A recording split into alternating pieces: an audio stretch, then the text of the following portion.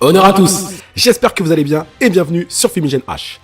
Alors, aujourd'hui, on se fait une petite présentation plus review d'un fanfic sur Dragon Ball, dont je vous avais déjà parlé dans plusieurs de mes vidéos. Vous étiez donc nombreux à me demander quand est-ce que je parlerai de ce fameux doujinshi. Eh bien c'est maintenant sur Fumigène H, si tu as cliqué, tu es au bon endroit. Franchement, je vous assure, ça vaut le détour. Au même titre que Dragon Ball Kakuma et Shinseidai Multiverse. Attention, je ne prétends pas que c'est au même niveau. Ça, c'est à vous d'en juger. Mais à mes yeux, je pense que Dragon Ball Broken Horizon a sa place à côté de ces autres fanfics. Encore une fois, je soutiens vivement tous ces créateurs. Car lorsque c'est bien fait, je vous promets que vous pouvez passer de bons moments à découvrir leurs idées. Et surtout, leur vision de Dragon Ball. Car à travers le fanfic, les mangaka transmettent leur vision. Bon, franchement, je prends l'exemple de Dragon Ball AF, car c'est selon moi le meilleur pour le moment. Sincèrement, sur bien des niveaux, c'était meilleur que Dragon Ball Super, mais il n'y a pas photo, même les dessins étaient mieux faits. Et je parle des deux Dragon Ball AF, car il y en a eu que deux. Donc voilà, ce doujinshi se nomme Dragon Ball Broken Horizon. Bon, trêve de bavardage, on envoie l'intro d'une manière horizonesque.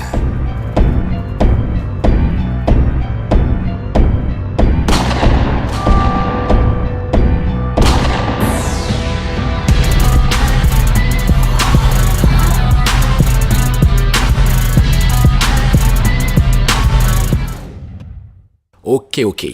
Alors avant de s'intéresser à ce fanfic, je vais vous présenter brièvement les personnes qui travaillent derrière, c'est important. Le créateur de Dragon Ball Broken Horizon s'appelle Alexandre, alias Charminator. Il est âgé de 37 ans, et comme vous et moi, c'est un gros fan de Dragon Ball.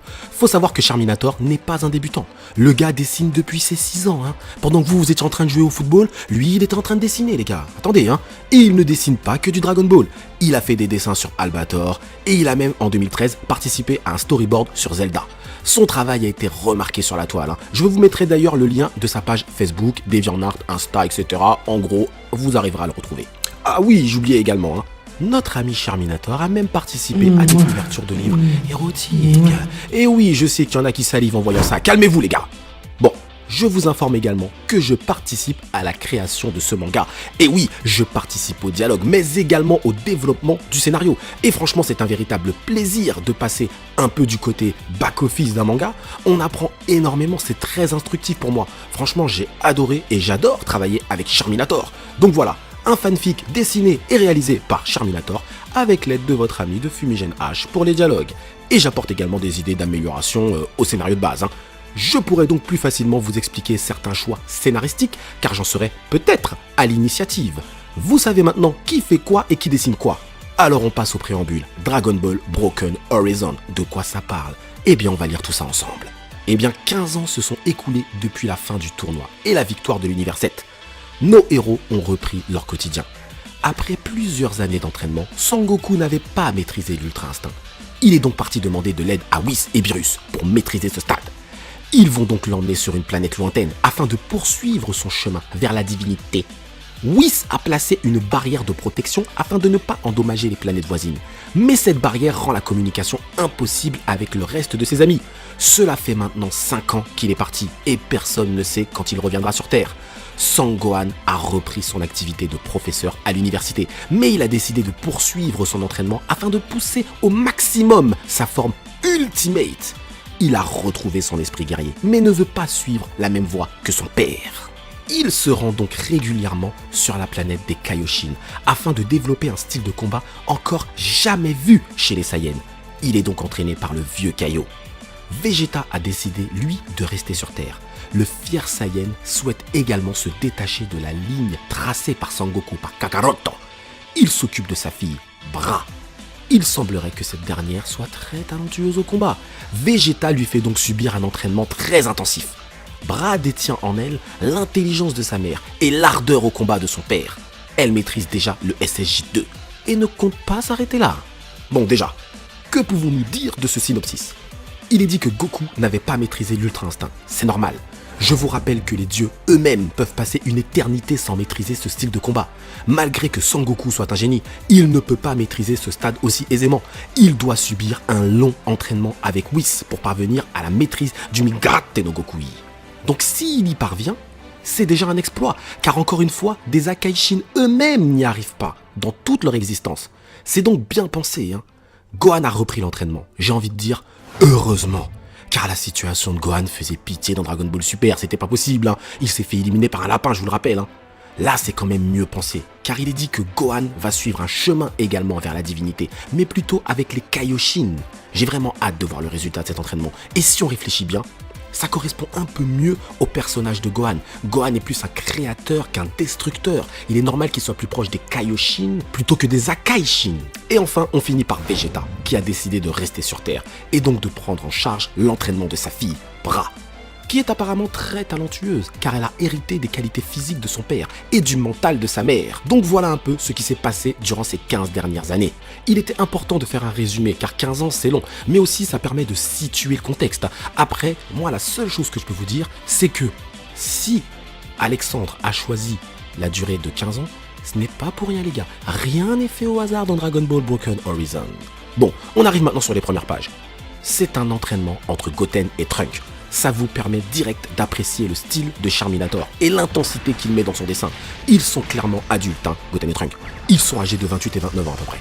C'est bien de commencer sur un combat, car ça montre tout de suite le niveau du dessinateur et on rentre direct dans l'ambiance Dragon Ballesque. Bon, Goten et Trunks se frappent dessus comme des fous, hein. C'est un entraînement assez violent. Charminator veut nous montrer que déjà, ces deux personnages ne doivent plus être considérés comme des enfants, mais plutôt comme des adultes. Et là, on voit une jeune fille arriver. Il s'agit de Bra, la fille de Vegeta. Son chara-design est bien fait car elle ressemble fortement à Bulma. Et quand elle se transforme en SSJ, elle a un air de Vegeta. Vous le verrez dans les prochaines pages, hein. Bon, Bra regarde le combat et elle esquisse un petit sourire, hein. C'est pas la fille de Vegeta pour rien. Elle aime voir son frère combattre aussi violemment. Ça montre également qu'elle aime le combat. On voit que Trunks prend le dessus petit à petit. Et la surprise, il nous sort un Masenko amélioré. Une nouvelle forme avec des éclairs noirs. On aura très certainement des explications sur la raison pour laquelle Trunks arrive à sortir un Masenko. C'est normalement la technique de Gohan. Est-ce que Trunks a subi un entraînement avec son Gohan durant ces dernières années?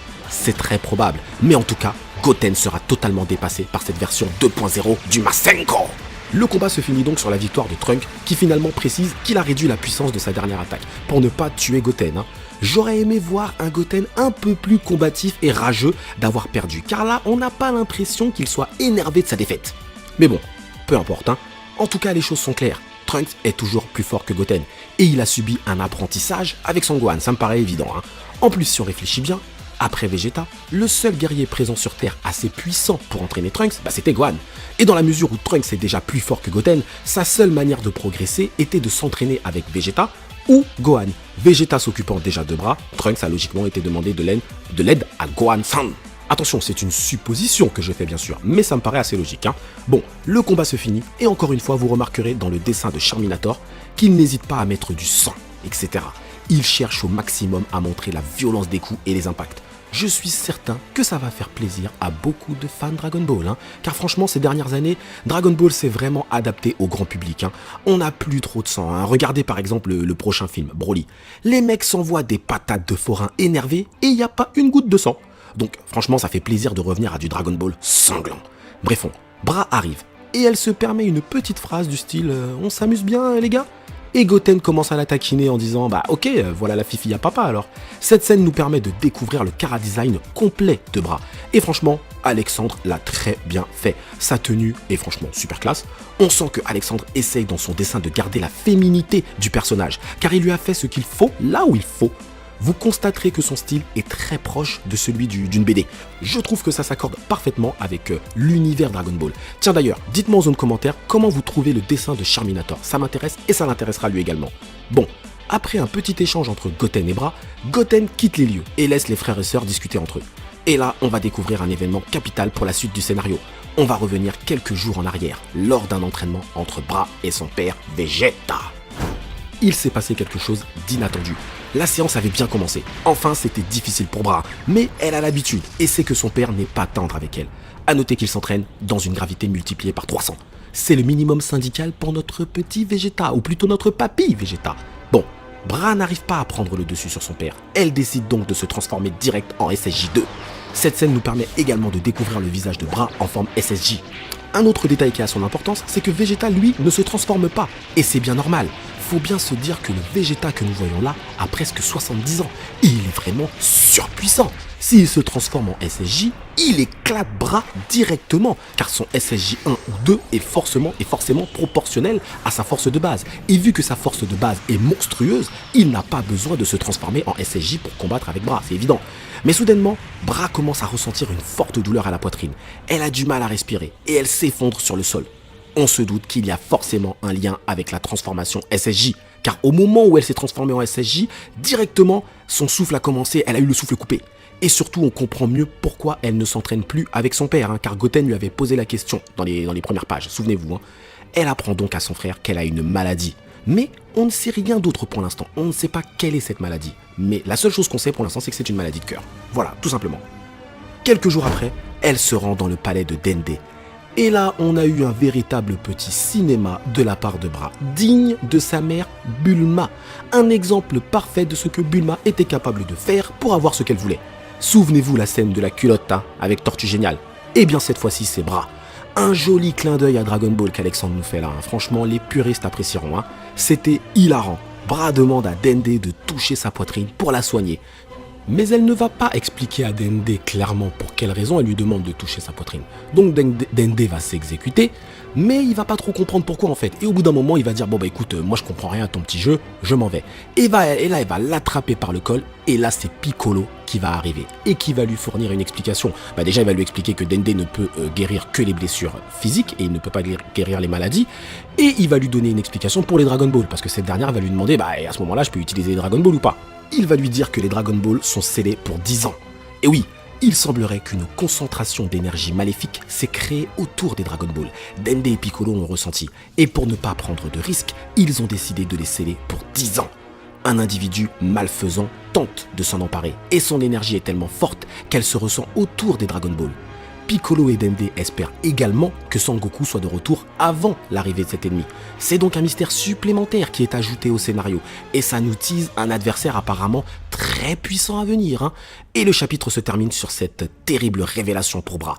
Déjà, Dende ne pourra pas la guérir, et elle apprend qu'un ennemi terrible approche et qu'elle ne pourra rien faire. C'est chaud pour toi, Bra. Que pouvons-nous dire de tout ça ? Alors, on a un dessin qui est très beau et très agréable à regarder. Je constate qu'Alexandre a un style très propre et très épuré. Moi, personnellement, j'aime bien. Les chara-design de Trunks, Bra version adulte, sont très bons. J'ai un peu moins apprécié celui de Goten, que j'ai trouvé trop proche de Goku. Et surtout, après avoir perdu contre Trunks, j'aurais aimé le voir un peu plus haineux de sa défaite. Mis à part ça, c'est très bien fait et on reconnaît parfaitement les personnages. À noter également le Dende version Dragon Ball Broken Horizon que j'ai trouvé très bien fait. Charminator est clairement très à l'aise avec le dessin des personnages Namek et même les personnages féminins, car pour avoir vu ces dessins sur d'autres filles, d'autres mangas, c'était du très bon boulot. Au niveau du scénario, ça se met en place progressivement, c'est le premier chapitre, donc c'est normal de ne pas avoir trop d'infos non plus. Je suppose que vous vous posez énormément de questions, mais je peux vous assurer que les prochains chapitres vont y répondre. Mais si vous avez rencontré des incompréhensions, n'hésitez pas à me le dire en zone commentaire, et je me ferai un plaisir d'éclaircir certains points, sans spoiler bien sûr. Et vous pouvez également aller discuter directement avec Alexandre et lui poser les questions aussi sur sa page Facebook. Je ne peux pas vous donner la suite des événements, mais sachez qu'il y a déjà un arc tout entier écrit. Et je peux vous dire que personne n'est capable de deviner la direction que va prendre Dragon Ball Broken Horizon. Au fait, pour ceux qui se demandent pourquoi Broken Horizon, vous aurez la réponse dans le chapitre 2. Autre chose qui est novateur dans ce fanfic, c'est que le personnage principal ne sera ni Goku, ni Vegeta, ni Gohan.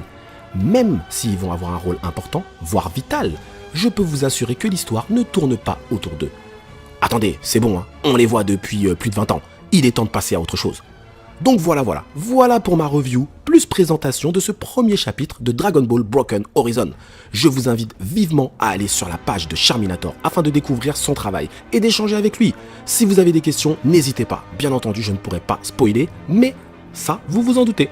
En tout cas, j'espère que cette première lecture vous aura plu. Dites-moi en zone commentaire ce que vous avez pensé de ce premier chapitre. Quels sont vos pronostics pour la suite? Que va-t-il se passer à votre avis? Avez-vous apprécié la petite scène du plotage de notre ami Dende Et qu'avez-vous pensé de ces petites intrigues qui ont été disséminées dans ces premières pages? La maladie de Bra par exemple, qui est encore mystérieuse. Qu'est-ce que vous en pensez? Est-ce qu'elle a un rapport avec la maladie que Sangoku avait eue dans l'arc cyborg? Peut-être, je sais pas, c'est une supposition. À vous de me le dire. Et surtout, qui est cet inconnu, ou plutôt quelle est cette entité inconnue qui s'intéresse au Dragon Ball? Dites-moi tous vos pronostics en zone commentaire, je veux savoir. C'est très important pour Alexandre et moi-même d'avoir votre retour. En tout cas, Merci à vous d'avoir suivi cette vidéo jusqu'au bout. On se retrouve très prochainement pour d'autres vidéos. N'hésitez pas à aller sur les pages d'Alexandre, sur la mienne. Vous pourrez retrouver les premières images de Dragon Ball Broken Horizon. En attendant, prenez soin de vous et surtout, que l'honneur soit avec vous.